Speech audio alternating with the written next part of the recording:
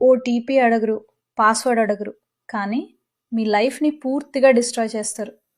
కొత్త మోసాలకు తెరతీశారు క్రిమినల్స్. కేర్‌ఫుల్‌గా ఉండాలంటున్న పోలీస్. ఇది సాధారణ ఫోన్ స్కామ్ కాదు. ఇది మరింత ప్రమాదకరం. వాళ్ళు మీ డబ్బు, ఓటీపీ, పాస్వర్డ్ అడగరు. వాళ్ళు కోరేది మీ మంచితనం మాత్రమే. ఇటీవల మాల్స్, మెట్రో స్టేషన్స్, మార్కెట్స్ లాంటి పబ్లిక్ ప్లేసెస్‌లో ఒక కొత్త మోసం జరుగుతోంది.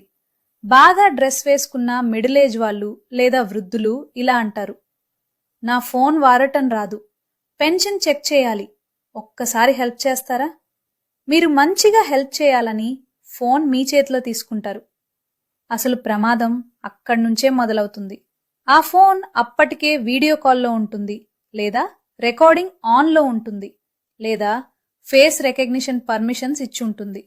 అంటే ఎవరో మిమ్మల్ని చూస్తుంటారు, మీరు మాత్రం హెల్ప్ చేస్తున్నానని అనుకుంటారు. ఇది ఏఐ, బయోమెట్రిక్ ఐడెంటిటీ స్కామ్. వాళ్ళు దొంగలించేది మీ ఫింగర్ ప్రింట్, మీ వాయిస్, మీ ఫేస్ డేటా. ఈ మూడు కలిస్తే మీ డిజిటల్ క్లోన్ తయారు చేయవచ్చు. తర్వాత ఏమవుతుంది తెలుసా?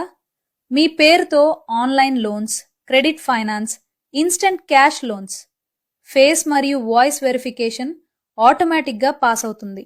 మాత్రం 30 నిమిషాల్లో మీ పేరుతో లక్షల అప్పులు తీసుకుంటారు.